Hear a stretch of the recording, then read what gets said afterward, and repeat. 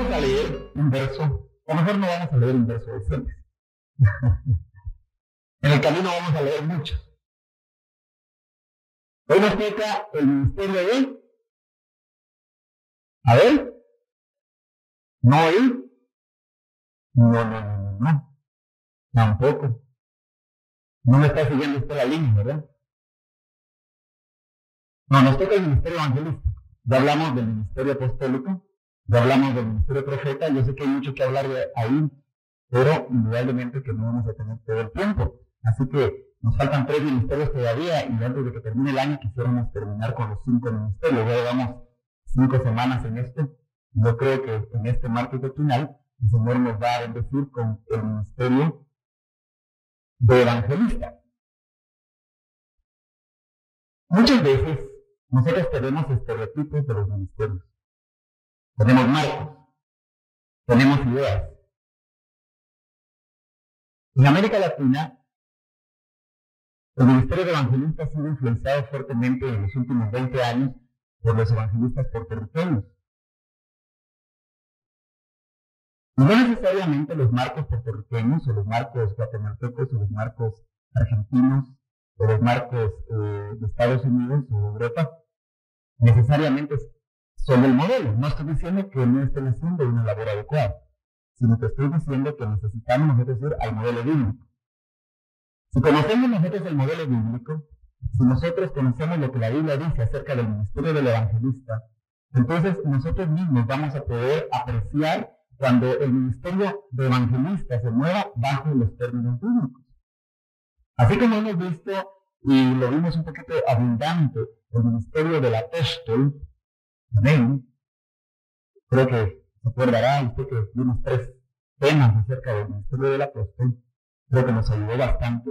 Y nos permite en estos tiempos, especialmente cuando hay muchos apóstoles, el poder discernir, el poder examinar si aquellos que se llaman de esa manera están funcionando conforme al parámetro bíblico. De la misma manera vimos solo un tema del profeta, pero creo que logramos de alguna manera recordarle a usted acerca del ministerio profético. Pero recordarán que cuando hablamos en la introducción de los 5 ministerios, vimos 4 figuras. Y me gusta recordarle a usted porque es bueno recordarle estas figuras para que podamos ubicarnos dentro de lo que es el ministerio del evangelista. Dentro de la mano, que nos habla de los 5 ministerios, ¿cuál es el dedo que habla del evangelista? El dedo medio, ¿verdad? O el dedo mayor, es el más grande. Yo creo que todas las manos normales, el dedo mayor es el más grande, ¿no? No sé si usted lo tiene normal, es un poquito más bajo, pero el dedo mayor, el del medio, es el dedo que nos habla del evangelista. Mire, vamos en orden, ¿verdad? Apóstol, el pulgar que le da fuerza a la mano. El índice nos habla del profeta que da dirección. Y el dedo mayor es el dedo que más se ve. Por eso el ministerio evangelístico se ve mucho. Los ministerios evangelísticos generalmente son los que todos en algún momento deseamos haber tenido. Yo le confieso que yo quise ser evangelista, aunque usted no lo crea. Sí, yo recuerdo que me gustaba el evangelismo. De hecho, en la universidad trabajamos mucho en el evangelismo mientras estudié mi carrera universitaria.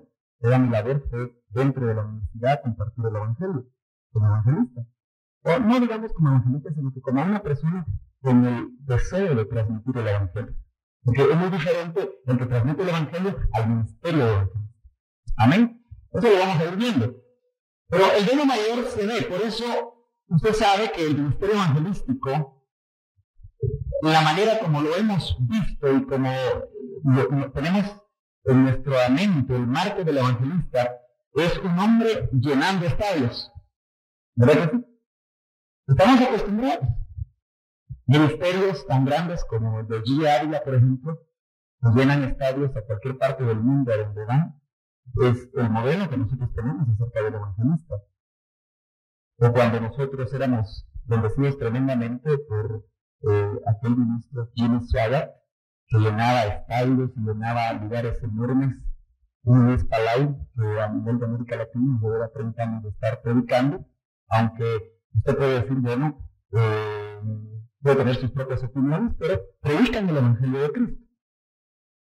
Hombres, tal vez como en Argentina, como Anacondia, por ejemplo, son ministerios tremendos que se mueven como evangelistas. Así que tenemos la idea, y precisamente parte de su función dentro del cuerpo de Cristo es tener actividades masivas donde su propósito es predicar el Evangelio de Jesucristo, respaldados a través de las señales, de los prodigios y de los milagros que siguen a la palabra.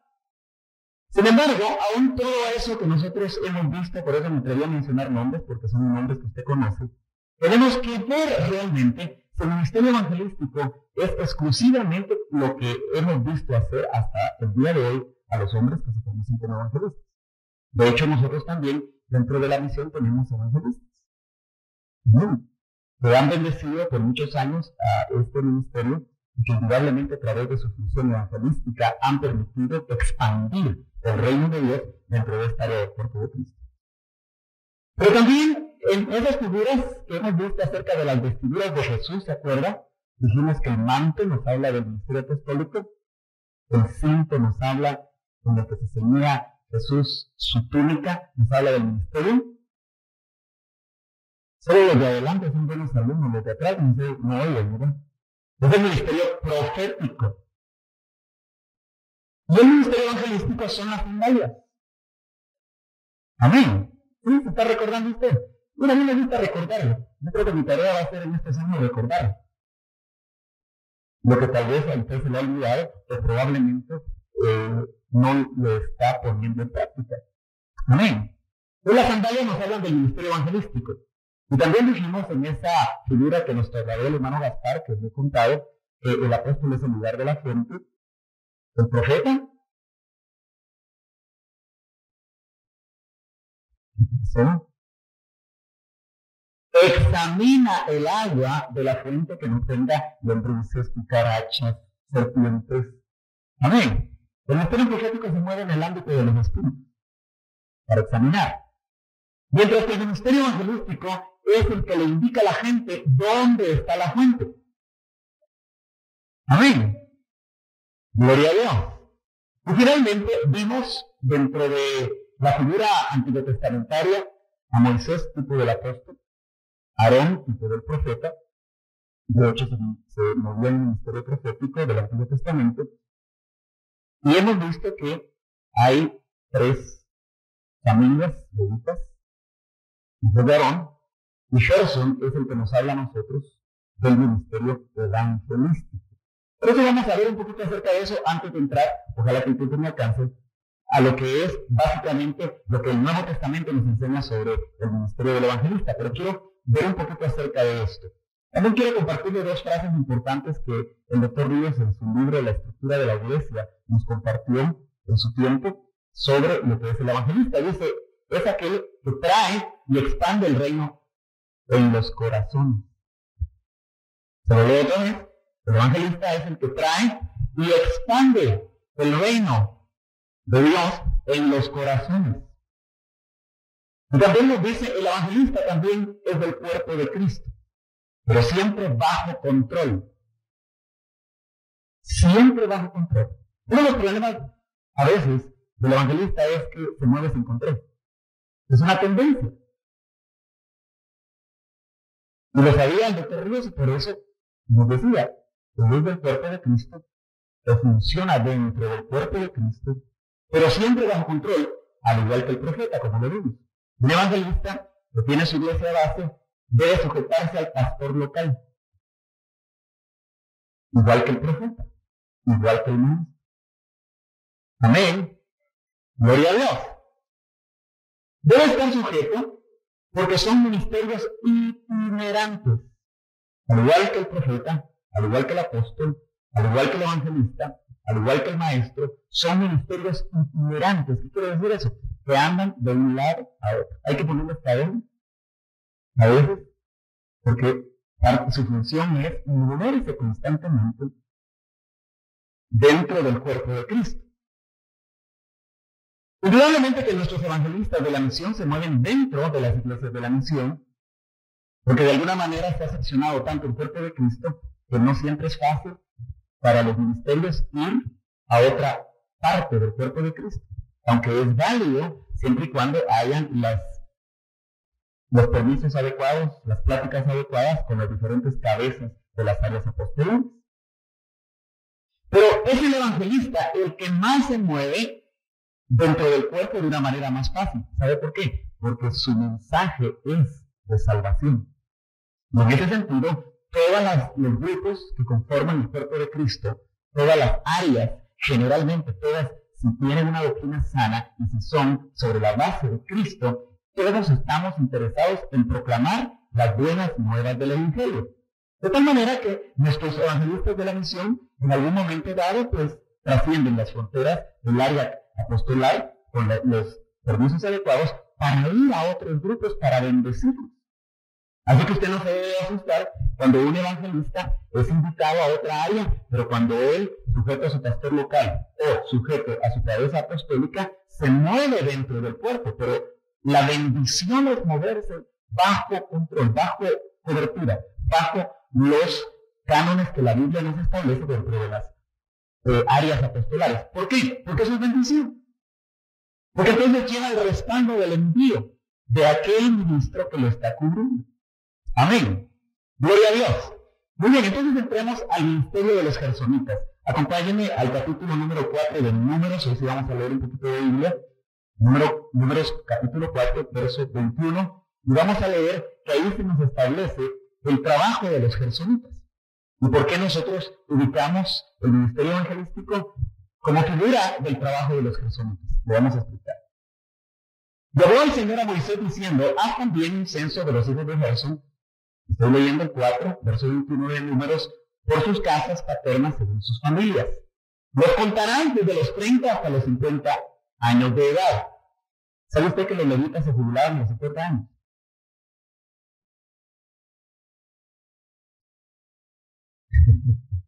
Sí, los jubilaban a los 50 años.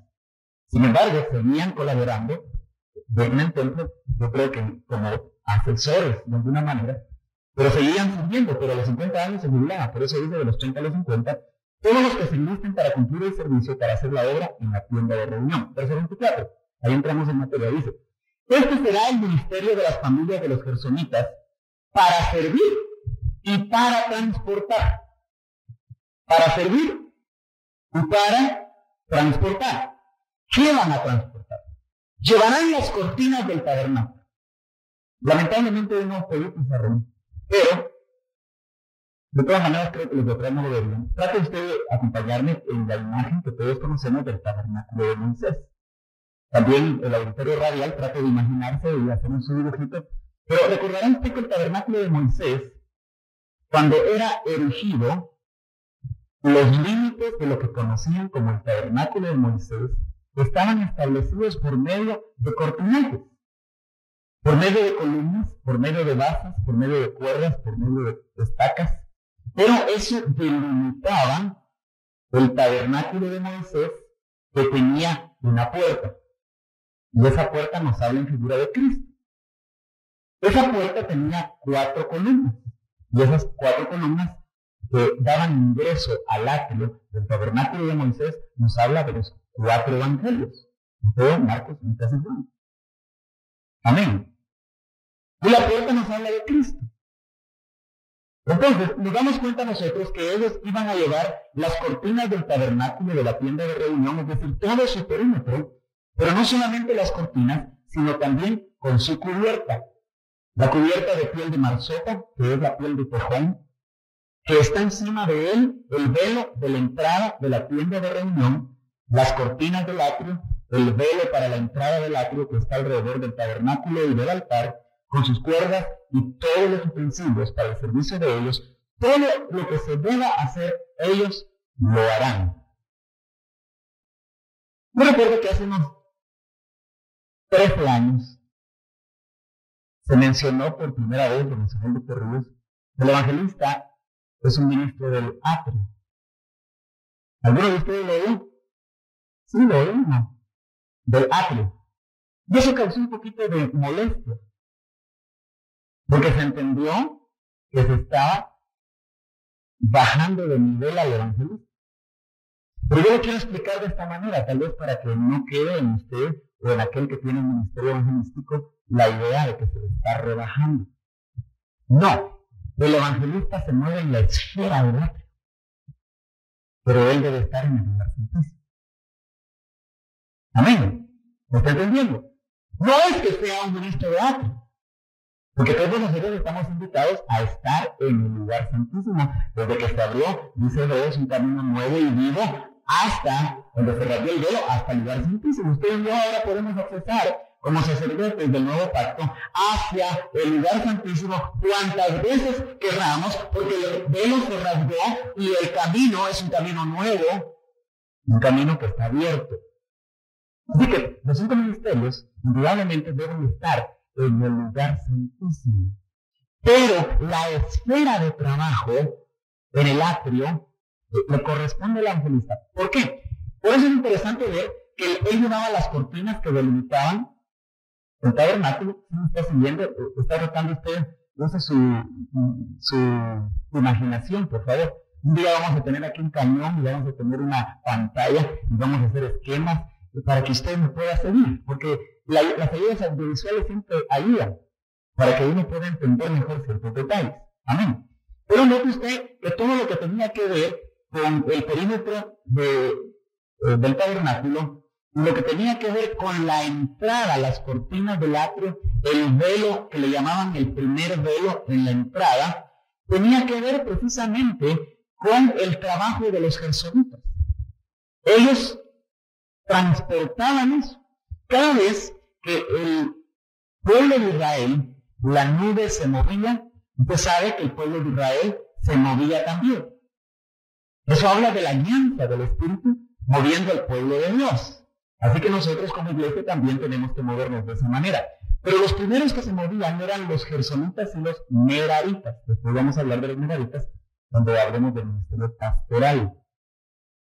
Se movían ellos dos porque llevaban todo lo que se necesitaba, ellos desarmaban. Pero eran los primeros que se movían para ir a armar el tabernáculo donde se detenía la nube. Por eso un evangelista tiene que tener nube.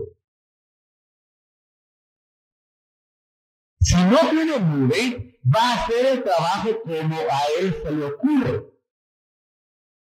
Amén.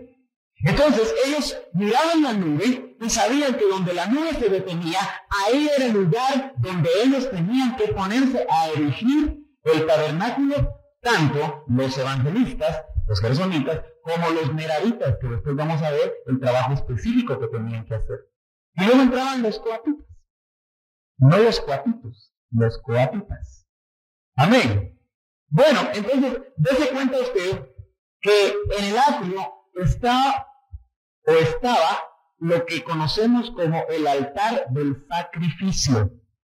Y el altar del sacrificio nos habla a nosotros precisamente de la proclamación que hace el evangelista del sacrificio de Cristo, gloria a Dios, donde se derrama la sangre de una víctima inocente, pero donde nos hablaba a nosotros y a los que veían eso cuando se hacían los sacrificios levíticos, que miraban a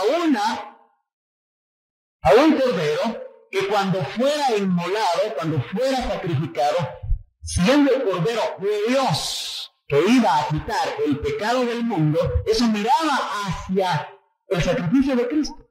Por esa razón el evangelista usa muchas veces los evangelios, porque ahí están esas 4 columnas que hablan de la entrada al atrio.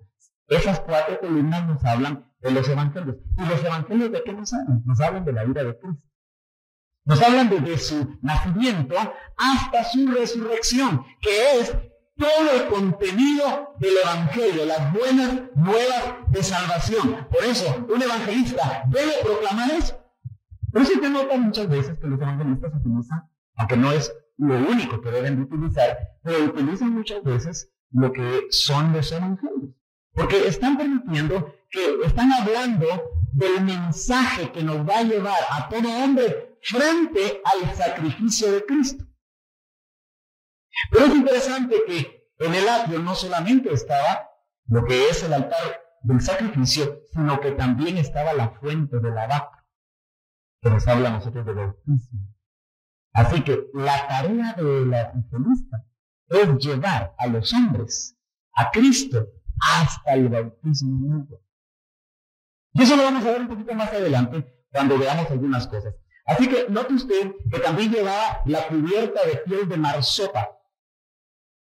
Es la piel de tejón. Usted sabe que el tejón es el animal enemigo número 1 de las serpientes en el desierto. Y la serpiente a nosotros nos habla del trabajo del enemigo. Al diablo se le llama la serpiente antigua.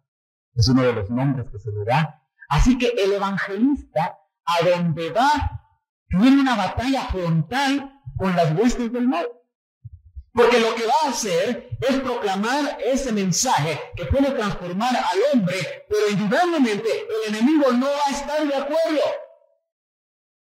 Por eso, el gersonita llevaba la cubierta de piel de tejón, como diciéndole al enemigo, mira, este trabajo que se va a hacer, este trabajo que voy a hacer, es con piel de tejón.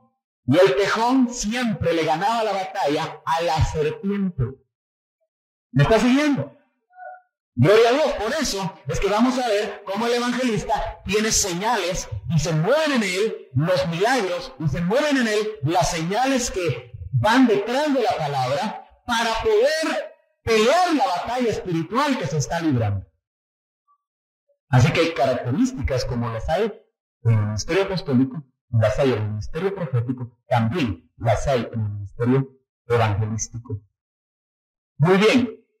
Pasemos entonces rápidamente a ver ya en el Nuevo Testamento el ministerio del evangelista. Siempre tenemos que ir a Efesios 4, porque este pasaje que es ya clásico para nosotros en cuanto a lo que son los 5 ministerios, nos indica que no solamente el apóstol y el profeta, que ya vimos que son el cimiento sobre el cual se debe de edificar la iglesia, vemos que dice, y él dio a algunos en ser apóstoles, a otros profetas, a otros evangelistas.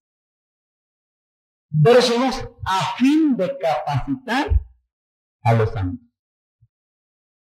Los 5 ministerios están para capacitar, para equipar a los santos. ¿Dónde están los santos?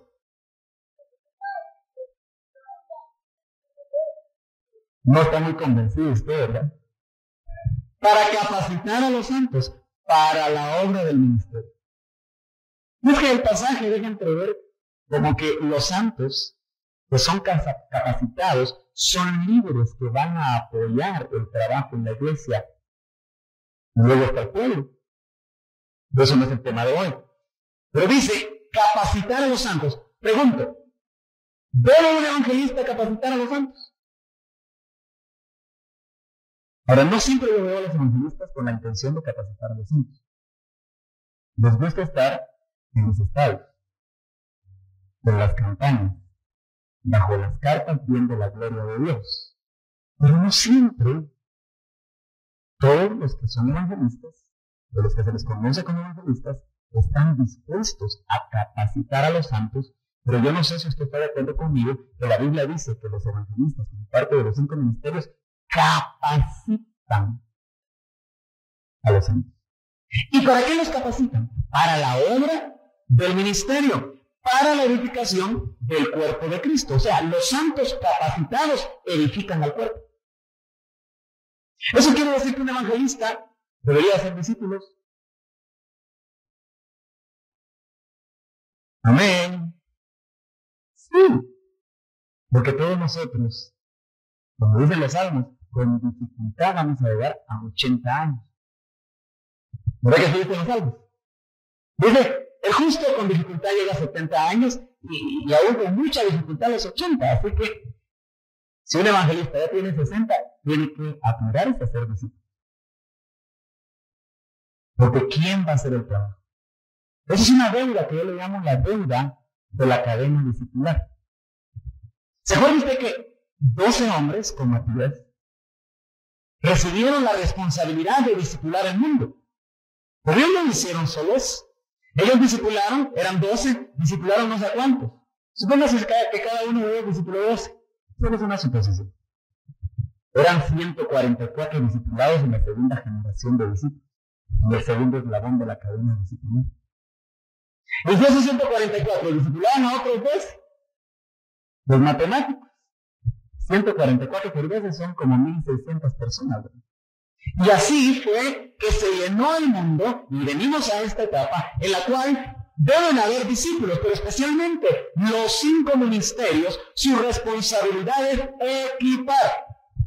Ahora, note también que un evangelista, o la unción que Dios le da para poder proclamar las buenas nuevas del evangelio, debe de ser un hombre que preñe a las ovejas para que las ovejas se multipliquen. Un evangelista, cuando predica, debería de trasladar la unción que usted quiera. Esté viendo el reloj a cada rato, no como ahorita, que ya se quiere ir,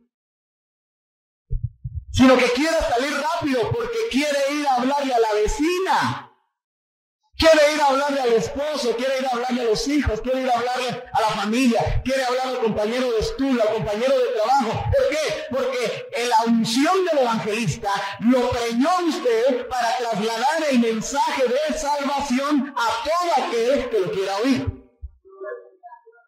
No siempre vemos eso. Es que tenemos el modelo del evangelista estrella. Solo él es la estrella. Y es importante que un evangelista transmita eso. ¿Saben por qué? Porque Pablo hizo labor de evangelista.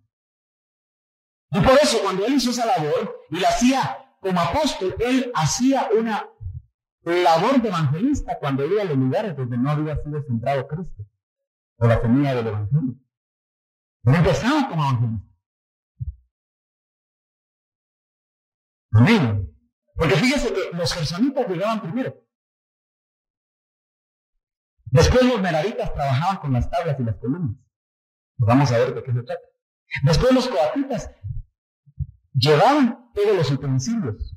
Llevaban el arca del pacto, llevaban todo lo que, la mesa de los panes y todo lo demás lo llevaban los coatitas, los más. Pero después llegaba Aarón y Moisés. Porque el evangelista es ministerio de la esfera del atrio. Los pastores y maestros son ministros de la esfera del lugar santo.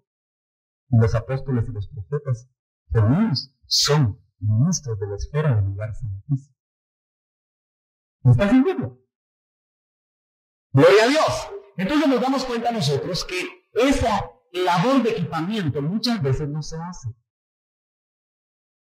Y es necesario que se haga. Pablo dijo, me es impuesta necesidad. ¿De está hablando un evangelista? Y ay de mí, mire qué tremendo. Si yo no anunciara el evangelio. Eso solamente ahora es un eslogan de un programa que cuando yo era niño oía bellas palabras de mí. ¿Alguien oía ese programa? Sí. Yo desde los 5 años escuchaba ese programa antes de ir a la escuela de mental. Y con ese verso, inicia con ese verso termina, ¿verdad? Pero si solo lo tenemos como eslogan, si solo lo tenemos para decir amén cuando se menciona, pero nosotros no sentimos necesidad y tampoco sentimos ay de mí, porque hemos creído que eso solamente es para el departamento de evangelismo. Eso es falso. Eso es para todos los que estamos aquí. Esa es la gran comisión. Y por eso los evangelistas deben de trasladar esa unción, esa visión, ese fuego. Jeremías sentía el fuego adentro de dar el mensaje que le había sido metido en sus huesos de parte de Dios. Sin embargo, nosotros necesitamos ser sacudidos por el ministerio evangelístico. Y que entonces vamos a salir todos a predicar. Yo no sé si usted ya está preparado para que nos vayamos al otro lugar. Yo hay áreas vírgenes. ¿Y vamos a ir a tocar de puerta en puerta? ¿Qué es lo que usted es sincero, no? No le vamos a comprar, no se preocupe, su maletín negro. Ni le vamos a comprar su camisa blanca y su corbatita. No, porque tendríamos que pintarle el pelito de cancha a algunos para hacer la pareja del pelito cancha y el pelito moreno, negrito, ¿verdad? ¡No! ¿Pero sabe qué? Nos han ganado a ellos. Sí. Yo le conté, ¿verdad? Yo en la tradición evangélica evangelizaba más. Visité muchos pueblos, toqué muchas puertas. Pero como nosotros nos hemos especializado. Sí, es que ahora somos especialistas. Fulano está aquí, fulano está acá. Mengano está aquí. Pero la gran comisión dice, ir y hacer discípulos a todas las naciones. Toda potestad me dada en el cielo y en la tierra, por tanto, ir. Eso lo digo a los discípulos. ¿Y cuántos de aquí son discípulos? Yo sé que no todos van a levantar la mano. Pero si no la levanta, de todas maneras es discípulo. Entonces nos dieron una gran comisión. ¿Saben cuál es el problema? El ministerio evangelístico está trabajando a la mitad. No está equipando a los santos. Lo digo en general. Porque si equipara a los santos, entonces habría líderes que estarían glorificando al cuerpo y todos iríamos juntos. Bueno, sigamos adelante, sin mirar atrás. No temas ni desmayes. Capítulo 6 del libro de los Hechos. Vamos a ver un ejemplo de un evangelista. La Biblia no nos da muchos versos y muchos ejemplos del ministerio evangelístico, pero sí nos da uno que a mí me gusta mucho. Y vamos a empezar a leerlo desde el capítulo 6 de los Hechos. Amén, ¿lo tiene ahí? Yo lo leo rápido. Dice, por aquí disminuyó hasta multiplicarse el número de los discípulos. La iglesia del principio tenía esa visión. Surgió una queja de parte de los judíos helenistas en contra de los judíos nativos porque sus vidas eran desatendidas en la distribución diaria de los alimentos. Entonces los 12 convocaron a la congregación de los discípulos y dijeron, no es conveniente que nosotros descuidemos la palabra de Dios para servir mesas. Por tanto, hermanos, aquí empezamos, escogid entre vosotros 7 hombres de buena reputación. ¿Quién tiene el anhelo de ser evangelista? Gloria a Dios, hermano. Gloria a Dios. Tiene que tener buena reputación. Con los de adentro y con los de afuera. Así que, cuídese. Como vive. Buena reputación. Llenos del Espíritu Santo. De ahí uno ya se empieza a hacer atrás, ¿no? ¿Qué se va a ser lleno del Espíritu Santo? Lo dice Pablo, ¿verdad? Dice, no bebáis vino en el cual hay disolución. Esa es buena reputación, ¿verdad? Es parte del testimonio. Antes bien, ser llenos del Espíritu Santo. Eso quiere decir una persona que está controlada por el Espíritu Santo. Así como el vino natural controla rápidamente por el torrente sanguíneo a una persona que se echó 3 copas, o 4 o 5, está todo controlado, ¿verdad? Por el vino, por el alcohol, que corren rápidamente por el torrente sanguíneo. De la misma manera, aquel que está controlado, lleno del Espíritu Santo, que es el vino del cielo, gloria a Dios, ese va a ser controlado, guiado, dirigido por el Espíritu Santo. Pero dice más, y de sabiduría. Uno que quiere ser evangelista debe tener sabiduría. Si se pone usted en el mercado a decir, si no te conviertes te vas a ir al infierno, no se queje que lo persigan, merecido lo tiene. Sí, es que hay gente que dice, es que estoy sufriendo por la causa de Cristo, dice. Entonces, solito se mete en luz. Señora, quítese esa pintura que tiene en los ojos. Le dan un subensazo. Sabiduría. Suficiente palabra hay en la Biblia para poder decir nosotros lo que a nosotros se nos ocurre. Suficiente palabra es el Evangelio, las buenas nuevas de salvación, que impacta la vida de los hombres y la ha impactado por 2000 años para que nosotros tengamos que usar nuestros argumentos personales, legalistas, denominacionales. Y dice, a quienes podamos encargar esta tarea, gente responsable. 4 requisitos. ¿Por qué, hermano? ¿Por qué? Verso 5. El propuesto tuvo la aprobación de toda la congregación y escogieron a Esteban, un hombre lleno de fe y del Espíritu Santo, y a Felipe. Y Felipe, la Biblia nos muestra, que fue llamado un evangelista. Entonces sigamos un poquito la vida de Felipe en el libro de los Hechos. Y vamos a darnos cuenta que él primero, se acuerda que el jesuita era para servir y transportar. Así que el que quiere ser evangelista tiene que aprender a servir y transportar. Yo he oído en algún momento que el hermano Agustín, que es un evangelista de muchos años en la misión, ha trasladado a veces cómo ha discipulado gente. Y los que fueron discipulados por él saben que el discipulado empezó transportando, cargando bocinas. ¿Cuántos quieren ser evangelistas? ¿Va a cargar bocinas? Es lo que queremos. La campaña, la carta, la plataforma y el micrófono. Pero no queremos empezar transportando. ¿Y sabe qué? ¿Usted sabe que el hermano Agustín? Yo recuerdo hace unos 10 años que me pidió unos pedazos de hierro de 1 pulgada, de 1 metro, donde yo trabajaba. Y se los conseguimos. Porque esos pedazos de hierro de 1 metro sirven para con una almágana. ¿Usted sabe cuánto pesa una almágana? ¿Y sabe que los jesuitas hacían eso? Porque tenían que poner estacas para las cuerdas que sostenían, las cortinas que definían.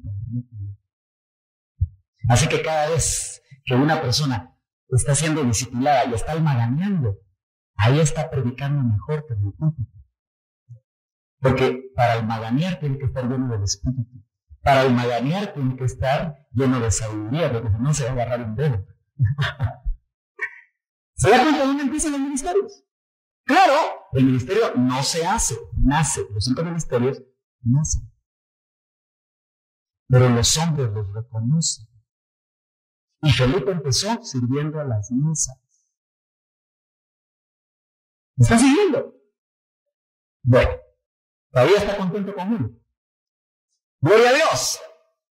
Acompáñenme ahora al capítulo 8, donde ya vemos que Felipe, el que abría tamales para las viudas helénicas, pero fue fiel en lo poco. Ahora ya lo vemos nosotros en el capítulo 8 moverse de una manera muy especial. Dice en el verso 4, así como los que habían sido esparcidos iban predicando la palabra, Felipe, nuestro Felipe, lleno del Espíritu Santo, lleno de sabiduría, con buen testimonio, buena reputación y responsable para que se le encargara una tarea, descendiendo a la ciudad de Samaria, les predicaba a Cristo. Un evangelista debe predicar a Cristo. No debe predicar otra cosa, a Cristo. El altar del sacrificio, la fuente del lavacro. Pero primero, entrar por la puerta. Les predicaba a Cristo y las multitudes, eso ya nos gusta, ¿no? Y las multitudes unánimes prestaban atención a lo que Felipe decía al oír y ver. Nuestro evangelio es de oír y ver. Oír palabra y ver señales. Oír palabra y ver señales. Ese es el verdadero evangelio.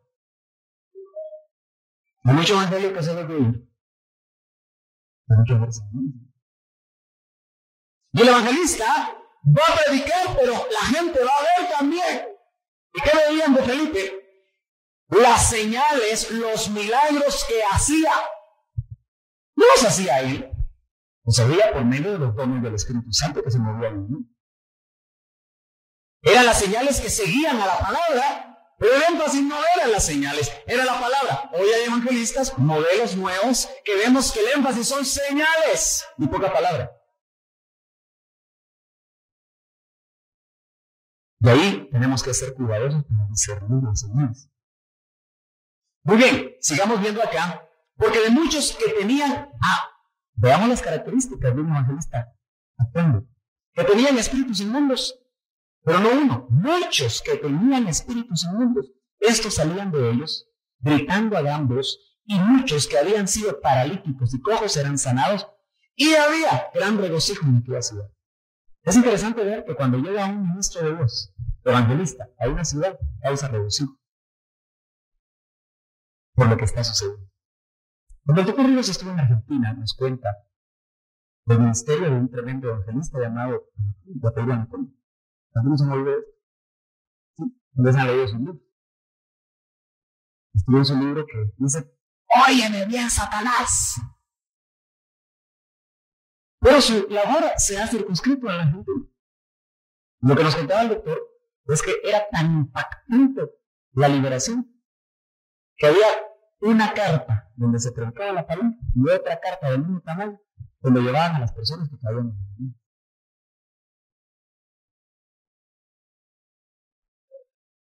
Hermano Bogdan me cuenta una anécdota que pasó en Argentina. La esposa de un pastor iba con sus tacones altos. Había una campaña de Anaconda y se cayó. Y para ellos estaban experimentando todo lo que era la liberación. Todo el que caía era demonio. Y habían camilleros. ¿Cuántos se acuerdan de lo que nos contó el doctor? Porque en camillas llevaban a la gente que caía hacia la otra carta para que sean liberados. ¿Se acuerdan que nos contaron que hubieron liberaciones donde salían escorpiones literales y serpientes que se le mostraron a él enfrascadas?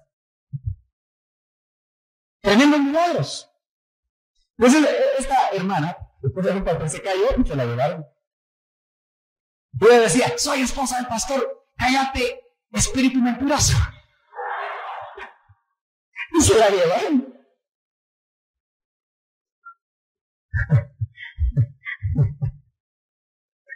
Estaban empezando, ¿verdad? Así que tenga cuidado de caerse, ¿verdad?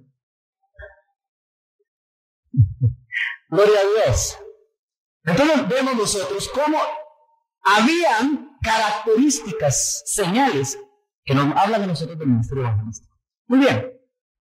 Tengo que correr. Verso 26. Bueno, hay puntos muy importantes. Yo no sé si me da tiempo, pero no se lo voy a dar. ¿Sabe usted que Felipe era un hombre sujeto?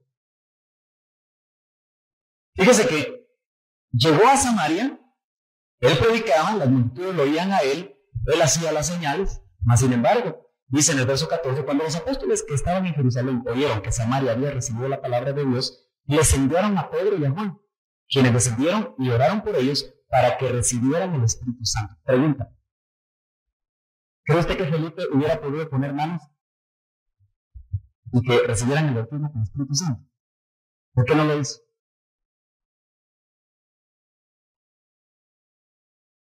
¿Por qué esperó que llegaran sus coberturas? Se sujetó, ¿no? No se quiso echar el show del solo. Igual que los...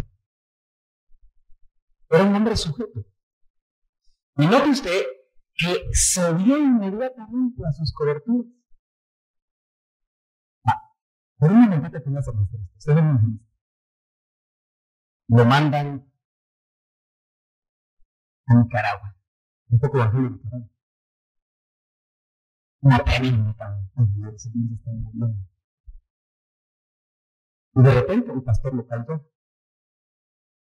¿Le daría al público? No le responde. Si no me venía a fijar, ¿cómo me costó levantar esa cartona? Eso es lo que pasó a Felipe. Pero era un hombre sujeto, había aprendido en el discipulado. Y vemos entonces que dice, pues todavía no había descendido sobre ninguno de ellos, solo habían sido bautizados en el nombre del Señor Jesús. Y entonces les imponían las manos y recibían el Espíritu Santo. Acuérdese que luego de los hechos nos muestra a nosotros la iglesia desarrollándose.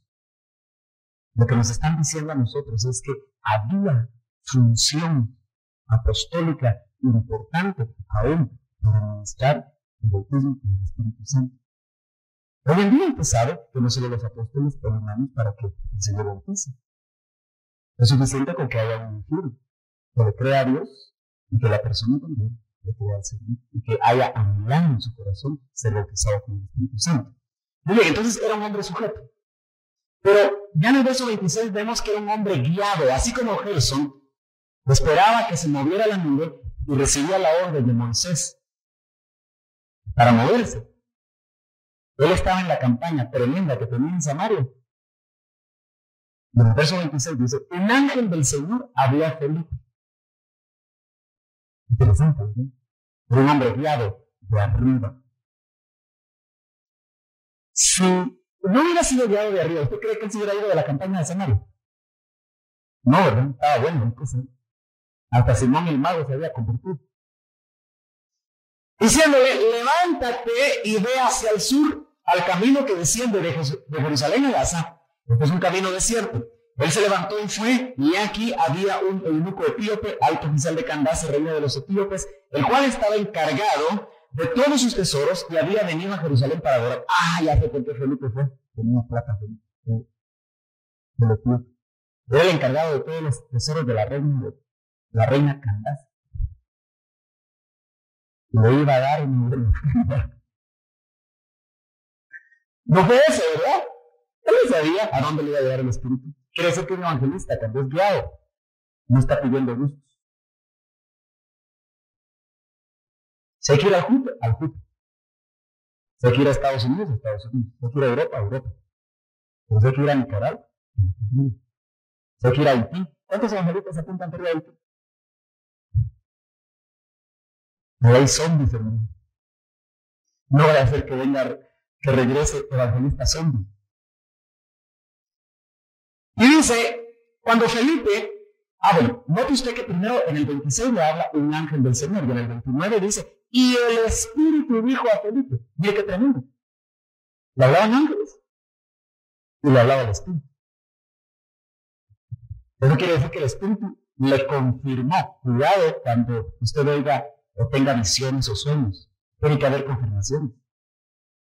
Pues si tenía miedo a Felipe, el Espíritu dijo a Felipe, ve y júntate a ese carruaje. Cuando Felipe se acercó, corriendo, ¿usted oiga eso? ¿No? De repente usted va ahí caminando por la terminal y le dicen, súbete a ese carro. Si usted se sube, le van a tirar el carro. ¿Usted se imagina ese alto oficial? Iba con soldados, ¿no? Iba por un camino desierto, de haber ido muy bien vestido. Y de repente ve a un hombre corriendo a la par del carruaje. Se ven a los guariras, los guardaespaldas, pues, se ven a puestos nerviosos. ¿Y este qué hace aquí? Es que tenemos que visualizar la palabra. Pero, dice, se acercó corriendo, le oyó leer al profeta Isaías y le dijo, ¿entiendes lo que lees? Quiere decir que un evangelista está listo para explicar la palabra.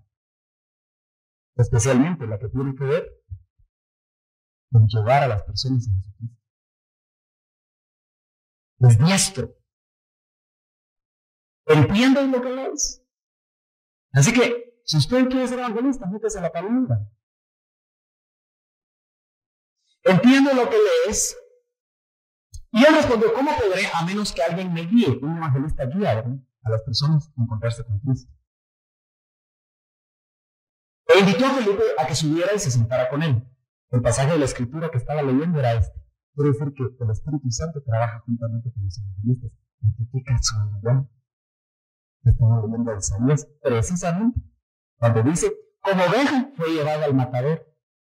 Y como cordero mudo delante del que lo trasquila, no abre él su boca, en su humillación no se le hizo justicia. ¿Quién contará su generación? Porque su vida es quitada de la tierra. El eunuco respondió a Felipe y le dijo, pero luego que me digas, ¿de quién dice esto el profeta? ¿De sí mismo o de otro? Mire qué fácil evangelizar así. Entonces Felipe abrió su boca, me interesa el 35, subráyelo. Si usted quiere ser evangelista, no, lo que usted quiera. Si usted quiere hacer la gran comisión, pues el Señor a usted le escogió para ser evangelista. Y comenzando desde esta escritura, le anunció la cuadridimensión de Dios. ¿No la de Jesús? Le anunció el Evangelio, las buenas noticias de Jesús.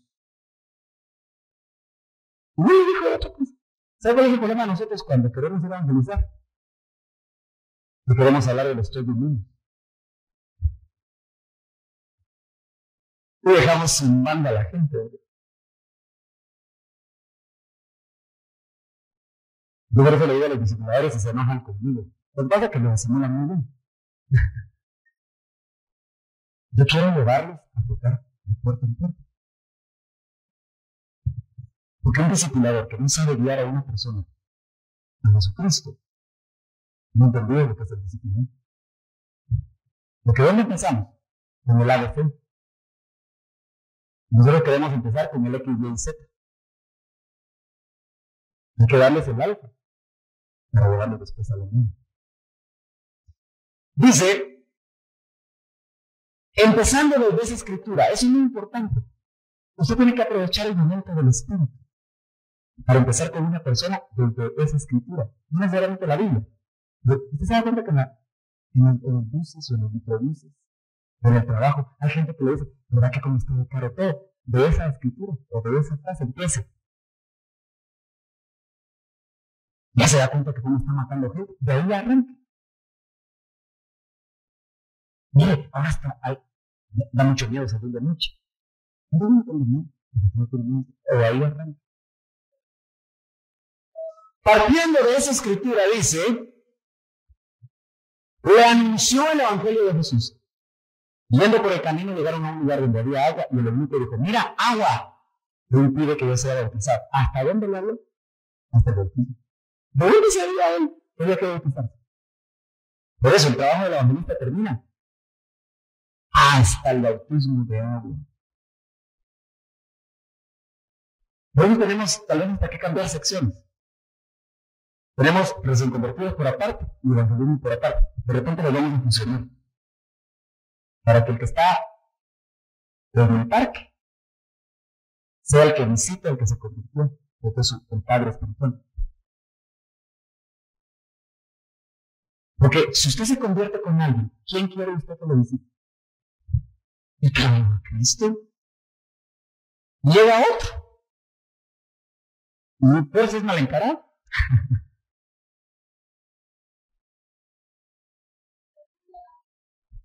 El que se fue instrumento para llevarle a usted al Señor, qué lindo sería que lo visiten a una otra vida, ¿verdad?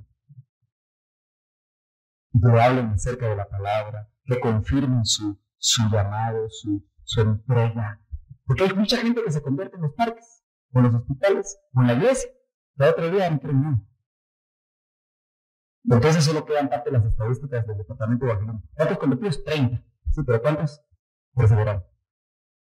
2. Bueno, este tema, como que tenemos que ampliar. Nos quedamos el día que estudiarlo. ¿Hay preguntas? Este tiempo se nos está yendo. ¿Usted estaría de acuerdo con que los martes empezáramos a las 8? Y empezáramos la alabanza a las 7:15. Sí. Para no acortar el tiempo de la alabanza. Sí.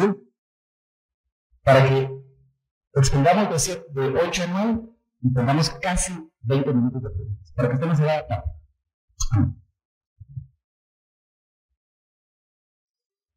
Dice la pregunta, ¿podrá un evangelista también ser maestro o un maestro ser evangelista? Yo creo que, como les he dicho, las funciones de los 5 ministerios son específicas. Sin embargo, por ejemplo, un apóstol, como dice el apóstol Pablo, hacía obra de evangelista. Segunda de Timoteo, si usted me acompaña, déjeme ver el verso. Creo que lo tengo por aquí apuntado. Segunda de Timoteo, capítulo 4, verso 5. Hay algo interesante. A Timoteo no lo conocemos como evangelista, ¿verdad?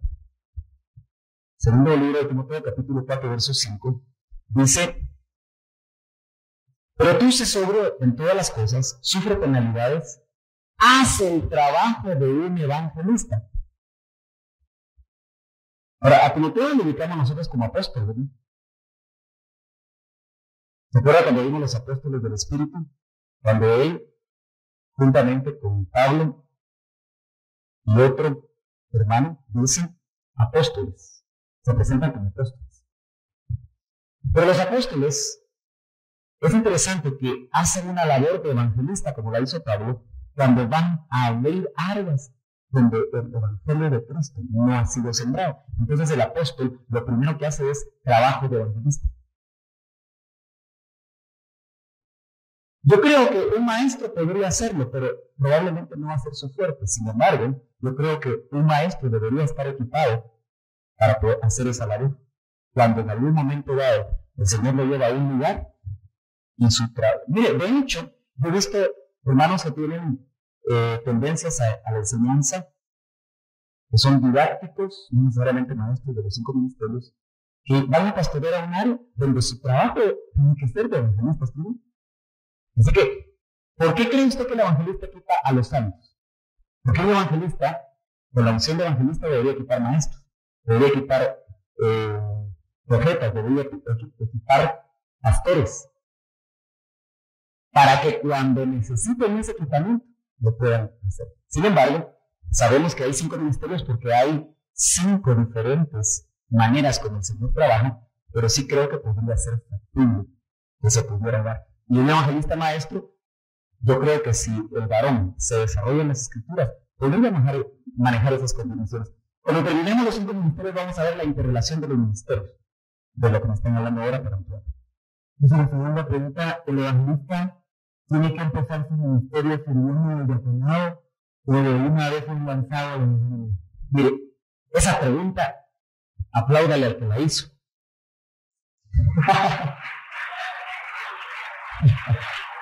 ¿Sabe por qué? Porque todos los servidores deberíamos de empezar en el diaconado. Todos. Fíjese que si pasamos por el diaconado, se nos cae la vanidad, se nos cae el ego, se nos quitan las niñas.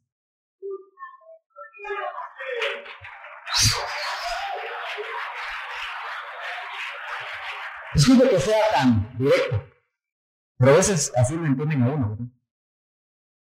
Porque fíjese que ahorita que hay frío, yo veo a los hermanitos ahí con su gran chumpa, jugando eso. Pero ahora donde Dios los está preparando. Por eso es peligroso catapultar gente. Hay gente que a nivel de compadrazgo se pega a alguien con tal de subir. Y no sabe que se va a dar la gran equivocada. Pero ven, al neófito no porque se infla, se hincha. Entonces, el diaconado, todos deberíamos de pasar por el diaconado por lo menos unos 2 o 3 años. Porque es una preparación tremenda. Porque los jesuitas eran los diáconos, ¿no? Felipe era un diácono. Porque tenemos que arreglar muchas cosas, ¿verdad?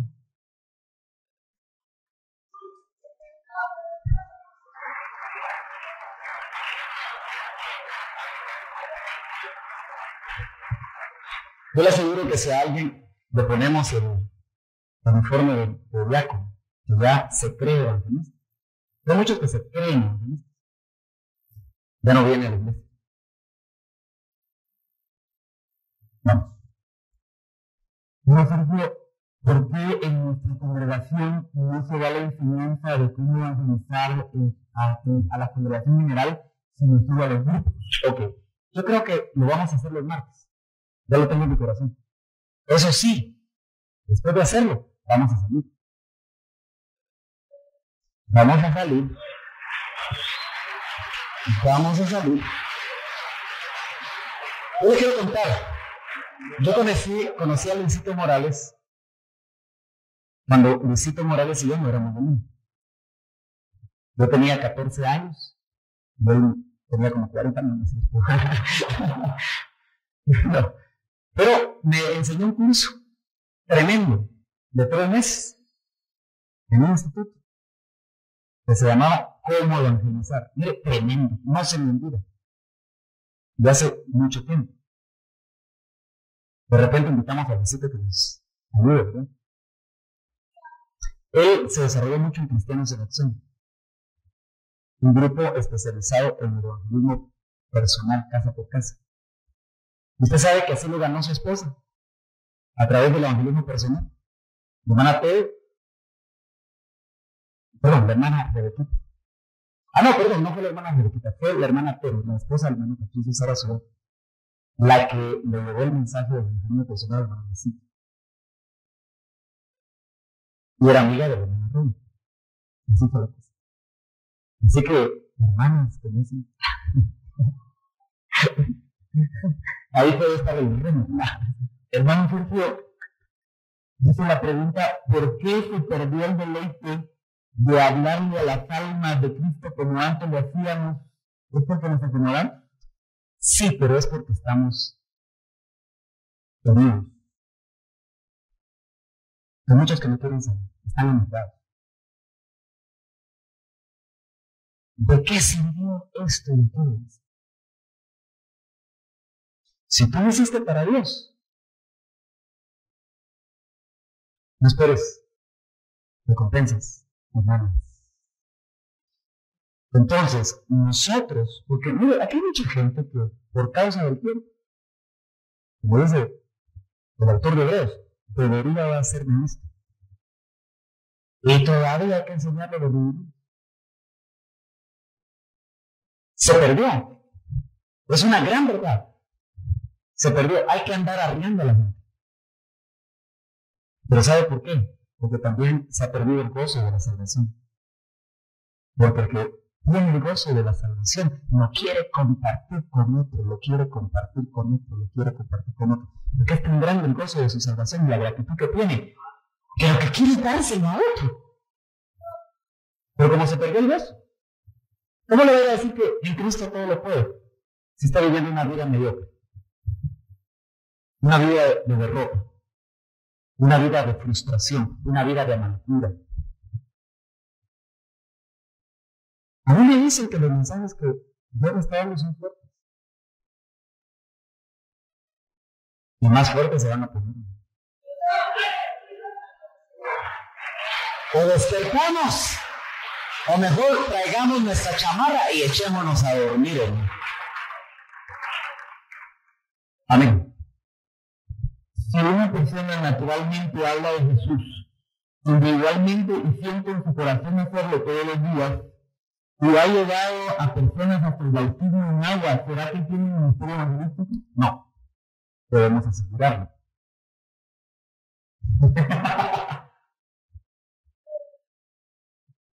Mire, así como hay didácticos, dice que el anciano sea apto para enseñar, dice sea didáctico. No todos los ancianos, no todos los ministros que enseñan son maestros de los 5 ministerios. No todos los que profetizan son profetas. No todos los que naturalmente sienten una tremenda anhelo de ir a evangelizar son evangelistas. Pero pueden ser todos ellos profetas en ciernes, maestros en ciernes, evangelistas en ciernes. Pero eso es de Dios. Y él mismo, Cristo, constituyó a unos. Es potestad de Cristo. Los hombres lo que hacemos es reconocer. Pero acuérdese, los 5 ministerios se prueban con el tiempo y la distancia. Nosotros vamos a saber de un evangelista después de 30 años, tal vez de ministerio. Sí. Vamos a saber de un maestro después de 30 años de ministerio. Sí. Amén. ¿Cómo puede definirse cuando el Señor hace un llamamiento para evangelizar? Yo creo que es muy importante que aquel que tiene la intención, pero todos deberíamos hacerlo. Pero aquel que lo anima más profundamente, aunque todos lo deberíamos hacer, porque es la gran condición. Mire, un cristiano sano, un cristiano normal, lo que quiere hacer es compartir un mensaje salvador. Pero si hay características. Y por eso es que los evangelistas deben de ver dentro de las iglesias locales quién tiene la característica. Un verdadero evangelista discierne, entonces se lo lleva. Mire, como Elías. A Elías y también al evangelista, como en el caso de Elías le dijeron que fuera con Eliseo. Al evangelista le tienen que decir quién. Amén. Y entonces lo que vale la pena es que el evangelista lo discipline. En el camino puede ser que se quede como Juan Marcos. No, nos dimos cuenta que muchos se le quedaron en el camino. Se ponían bravos cuando tenían que. Se ponían enojados. Dijo Señor, no tengo el llamado, no esperaste. No tiempo. Entonces creo yo que tanto para el evangelismo como para la enseñanza, o para otras áreas en el ámbito profético, por ejemplo, debería de haber discipulado. Amén. Para poder estar chequeando. Pero eso puede ser un discipulado largo. El problema está que si tú vienes con la idea de que en 6 meses ya hay que darte tu cartón. A mí me dijo alguien, y tal vez tuvo razón. En el CEDE se estableció la escuela de evangelismo. Dice que todos los que recibieron su cartoncito se creían evangelistas. Y ahora son evangelistas. Sí. Y lamentablemente, los que recibieron también su cartoncito de la escuela de administración se creen profetas.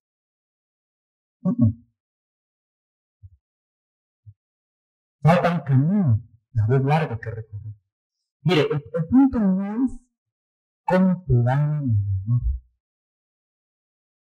Como estamos en familia. Usted sabe que